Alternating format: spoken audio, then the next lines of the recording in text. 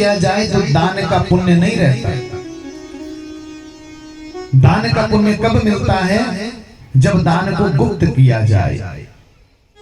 अगर आप किसी की सहायता करना चाहते हो तो गुप्त रूप से करो। दाहिने हाथ से दान दो तो बाएं को पता ना चले, क्योंकि यदि दान देते हुए पैसे गिरने लगे तो मन में भाव आ जाएगा, ज्यादा तो नहीं दे रहा हूं। दान को गुप्त रीति से करना चाहिए। थोड़ा सा भूल हो गई राजा नृग से। कुछ लोग आजकल मंदिरों में दान करते हैं, अपने माता पिताजी के नाम की प्लेट छपवाते हैं, पत्थर लगवाते हैं, फिर सारे भक्त उस नाम के ऊपर पैर रख के जाते हैं। आप अपने माता पिताजी को जूतों में डालने के लिए रखना चाहते थे उनका नाम, इसलिए लिखवाया तुमने। सीढ़ियों के ऊपर अपने माता पिताजी का नाम लिखवाते हैं। क्या इसीलिए पैदा किया था तुमको तुम्हारे माँ बाप ने कि हमारे नाम के ऊपर लोगों के जूते पड़े? यदि उनका नाम करना चाहते हो तो अपने कर्मों से नाम करो, कि दुनिया तुमको जाने कि फला का पुत्र है, फला उसकी मां थी।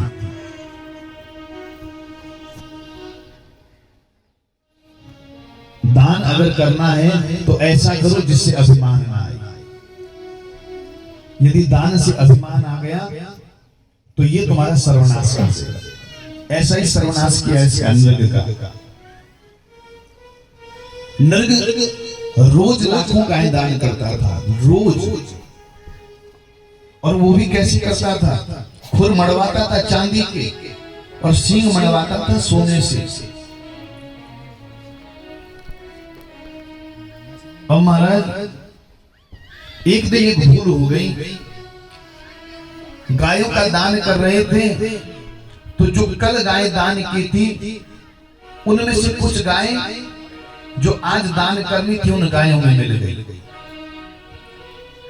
अब जिस ब्राह्मण को कल गाय दी थी वो अपनी गाय देखने के लिए आया तो देख लिया कि इस आज वाली गायों में मेरी कुछ गायें हैं। वो दान आज नृग ने दूसरे ब्राह्मण को कर दी। दोनों ब्राह्मणों में कलेश हो गया। दोनों आपस में कहने लगे मेरी गाय है, वो कहने लगा मेरी गाय है। राजा नृग के पास गए, राजन आप इसका न्याय कीजिए। पहले ब्राह्मण ने कहा आपने कल मुझे गाय दी थी? कहा हाँ दी थी। दूसरे ने कहा आपने आज मुझे गाय दी है? कि कहा दी है। अब कौन गाय है? थोड़ी सी भूल हो गई नृग से। दान दी हुई चीज को पुनः दान करने का अधिकार भी नहीं। जिसने ली है वो दान कर सकता है, लेकिन कुछ लोग क्या करते हैं, बढ़िया सी चीज दे दी, दान कर दी, उसके बाद थोड़े से पैसे देके वही वापस ले लिया, फिर दोबारा दान करने।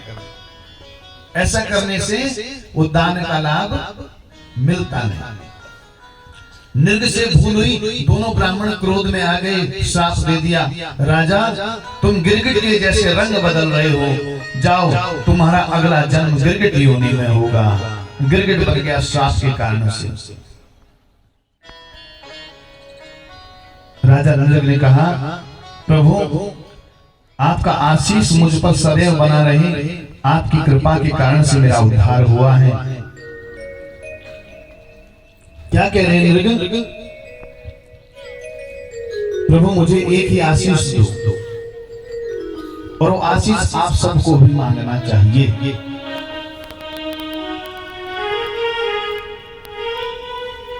अगर ये आशीर्वाद आपने मांग लिया तो जीवन आनंद में हो जाएगा।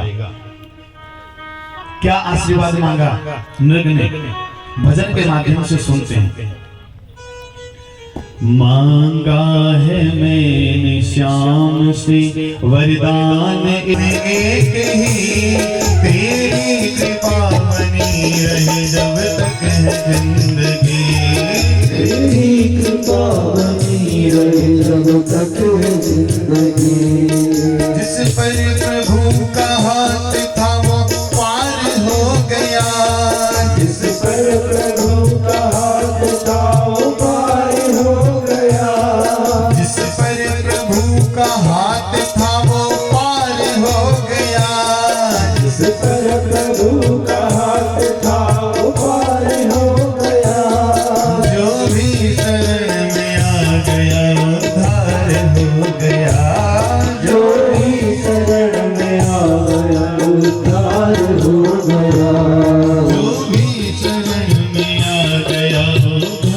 हो गया, जो भी शरण में आ गया उद्धार हो गया, जो भी शरण में आ गया उद्धार हो गया, जो भी शरण में आ गया उद्धार हो गया।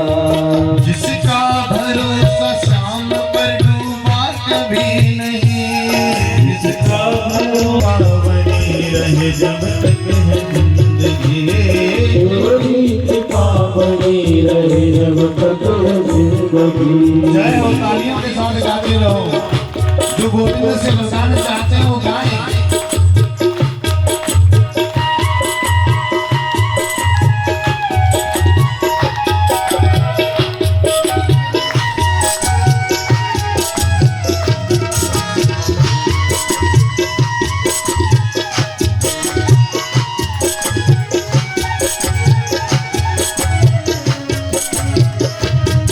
कोई समझ सका नहीं माया बड़ी अजीब, कोई समझ सका नहीं माया बड़ी अजीब, माया बड़ी अजीब, माया बड़ी अजीब, माया बड़ी अजीब। कोई समझ सका नहीं माया बड़ी अजीब। झूम के गाए।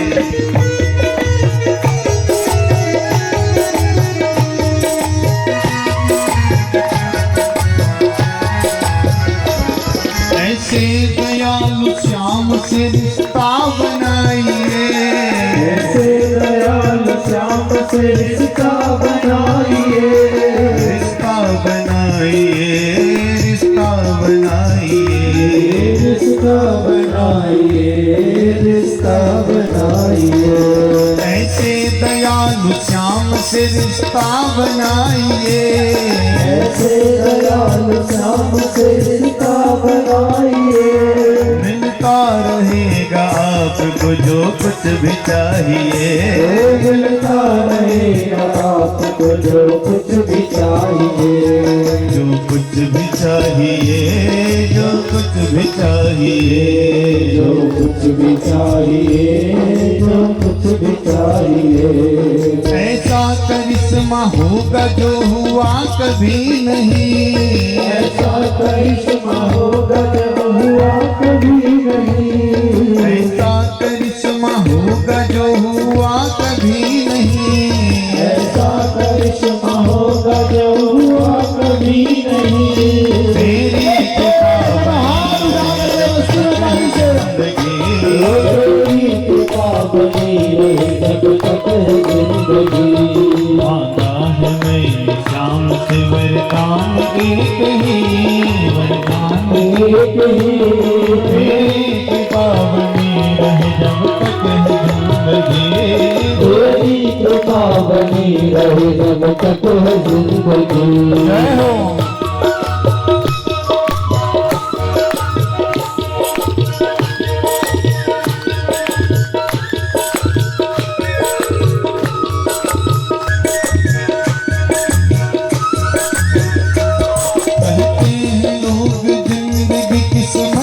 बात है, कहते हैं लोग जिंदगी किस्मत की बात है, किस्मत की बात है, किस्मत की बात है, किस्मत की बात है। कितना भी मगर उसी के हाथ है, किस्मत बनाना भी मगर इसके ही हाथ है, किस्मत बनाना भी मगर उसी के हाथ है। दीपक लेकर यकीन अब ज्यादा समय नहीं, ज्यादा समय नहीं, तेरी कृपा बनी रहे जब तक है जिंदगी, तेरी कृपा बनी रहे जब तक है जिंदगी। मांगा है मैंने श्याम से वरदान, तेरी कृपा बनी रहे जब तक है जिंदगी। तेरी कृपा बनी रहे जब तक है जिंदगी, तेरी कृपा बनी रहे जब तक है जिंदगी। तेरी कृपा बनी रहे जब तक है जिंदगी, तेरी कृपा बनी रहे जब तक है जिंदगी। तेरी कृपा बनी रहे जब तक है जिंदगी। गोविंद करने की कृपा है। और कृपा तभी होती है जब कृपा पात्र होता है। बिना पात्र के कृपा मिल नहीं सकती। गलती कर दी थी यदुवंशियों ने, और गलती क्या की? पिंडारक क्षेत्र है द्वारिका के नजदीक, बहुत बड़े बड़े संत आए हुए हैं। कौन कौन? विश्वामित्रोसितः कण्वो, दुर्वासा भृगुअंगिरा, कश्यपो वामदेवो, अत्रि वसिष्ठो नारदादयः। विश्वामित्र,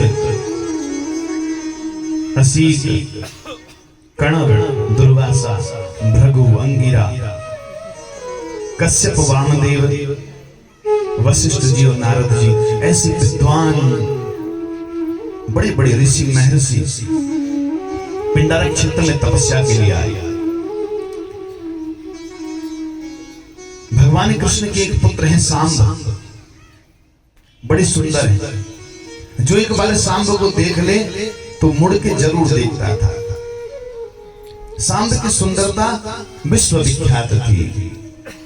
मित्रों को थोड़ा सा आज विनोद सूझा, मजा आ जा। जब 4 यार मिल जाए तो रात हो गुजार, होता है कि नहीं? 4 मित्र मिले, कहा सांब तुम बड़े सुंदर हो। हमारी जो पिताजी हैं वो बार बार कहते रहते हैं, क्या कहते हैं कृष्ण भगवान? मैं संतन को दास, संत मेरे मुकुट मणि। मैं संतन को दास, संत मेरे मुकुट मणि। मैं तो संतों का दास हूं, उनकी सेवा के लिए घूमता रहता हूं आगे पीछे। सांब का अर्थ है अंबा सहित शंकर।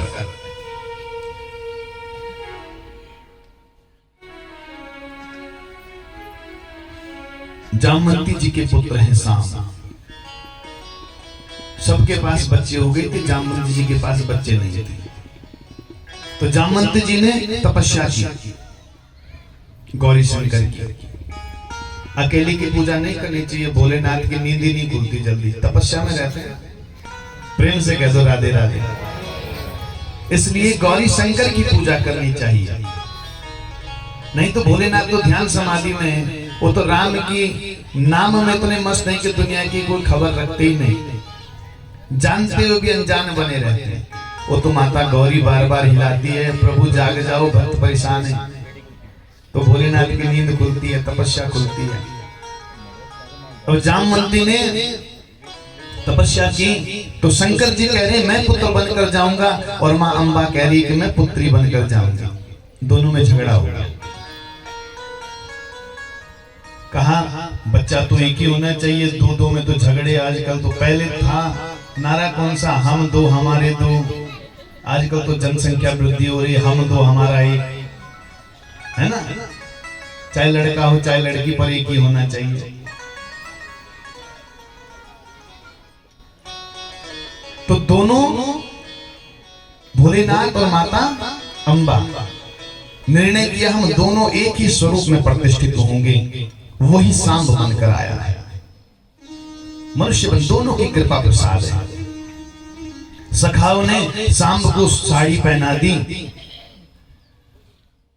पेट पर कपड़े बांध दिए और संतों के पास जाकर हंसने लगे। प्रस्तुम विलजते साक्षात् प्रवृता मोग दर्शना, प्रशोषयन्ति पुत्र कामा, किं स्वित संजनिष्यति। अरे महात्मा आप बड़े विद्वान हैं, आप सब कुछ जानने वाले हो। आप भूत को भी जानते हो और भविष्य को भी जानते हो। कृपा करके हमें बताइए कि ये जो नववधू है इसको पुत्र होगा कि पुत्री? महात्मा तो जानते थे, दुर्वासा ऋषि भी थे, श्राप दे दिया, इससे तुम्हारे कुल को नाश करने वाला मूसल पैदा होगा। और मैंने आपसे सज्जनों पहले भी निवेदन किया था, साधु कहता सहज सुभाए और साधु का कहा कभी वृथा ना जाए। साधु आशीर्वाद दे तो भी फलित होता है, पर श्राप दे तो भी फलित होता है। आज वसुदेव जी को पता चला कि श्राप मिल चुका है। उग्रसेन जी ने सलाह ली, बच्चों ने गलती हो गई हमसे, अब क्या करें? तो उस मूसल को जब कपड़े हटाए तो देखा मूसल है, मूसल को घिस दिया, समुद्र में बहा दिया। एक छोटा सा टुकड़ा बचा कि मछली ने निगल लिया। वसुदेव जी बड़े परेशान बैठे हैं उदास मन से। नारद जी का आगमन हुआ। मैं जानना चाहता हूं कि भागवत क्या है। मेरा जीवन तो पूरा बीत गया, मुझे कभी किसी प्रकार की नहीं है। मैं मथुरा और द्वारिका जैसी नगरियों का राजा हूं। कृष्ण और बलराम जैसे मेरे पुत्र हैं। वंश भी बहुत विशाल है, लेकिन मन नहीं लगता। जिस दिन से श्राप लगा, मानो द्वारिका के खराब दिन शुरू हो गए। दुर्लभो मानुषो देहो देहिनां क्षणभंगुरः तत्रापि दुर्लभं मन्ये वैकुंठ प्रियदर्शनम्। ये मनुष्य देह बड़ा दुर्लभ है, और इस मनुष्य देह में आकर के आप जैसे जो वैकुंठाधिपति हैं उनके भक्त के दर्शन हो जाए तो जीवन सफल हो जाता है। नारद जी ने समझाया, आप जो प्रश्न पूछ रहे हैं यही प्रश्न